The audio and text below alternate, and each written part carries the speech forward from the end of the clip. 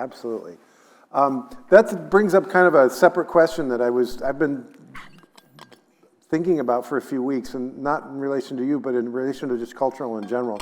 You know about the Leonard Bernstein flick that's coming out, and the controversy about his prosthetics, or the Golda Meir movie that's coming out where Helen Mirren is like, people are saying she shouldn't be able to play this person because she's not Jewish. But the performances, but from the response from the families on both sides were like, what are you talking about? And this kind of rush to judge people who are trying, I don't know, this is, you obviously we agree. It seems so unfair and artistic to not allow someone. We have George Washington played by a black man now in the most popular musical of all time.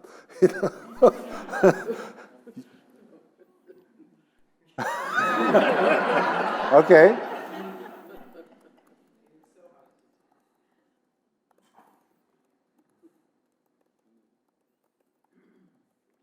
She's saying the shock of my children's faces when they actually saw a portrait of Alexander Hamilton. Because they only knew it from the musical. Oh my! I thought it was black. Woke me up from that dream. The shock on their faces when they. This could be a long one. I think Hamilton is complicated. While you're writing, we also have to deal with, in opera, roles like Othello, roles like Butterfly, where what's appropriate to today, and these questions can't be answered. I think they're questions that people who go to different cultures, who perform music from different cultures. This is an open question, I think, that we should talk more openly about. What do we do with Madame Butterfly? What did you do with Othello? Can a white person play Porgy? Can black people can sing Madame Butterfly, obviously, and this idea of limiting people's access or their approach to works of art is, I think, something that is what some people are talking about when they complain that Helen Mirren isn't Jewish. So she was saying about Hamilton. I think Hamilton is complicated, but no matter the color of the faces on that stage, it's still a smash hit telling white stories with no nuance.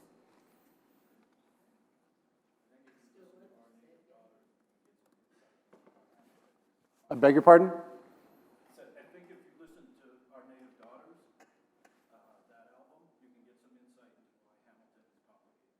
Would that be accurate?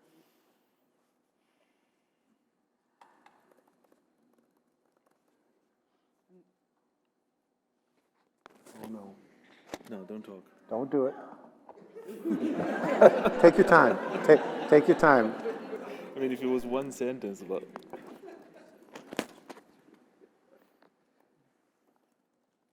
He was referring to the record Songs of Our Native Daughters that Rhiannon did. It's an amazing album. With Amethyst Gia, Leila McCalla, and Alison Russell. 3 other black women who play banjo and sing and tell stories.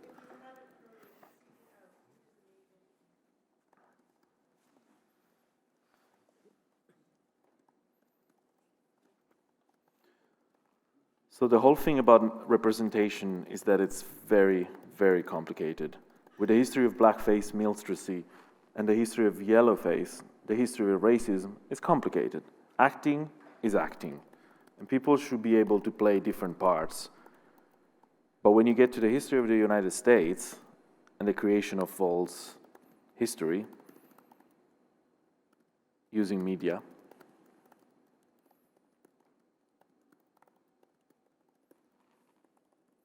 it makes it really hard to have pat answers to any of these questions.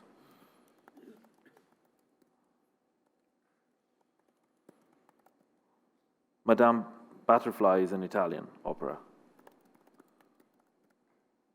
It's not Japanese.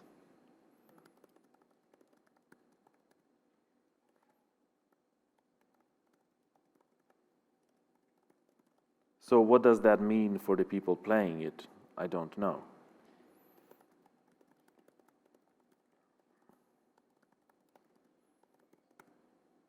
The point is that these need to be conversations, not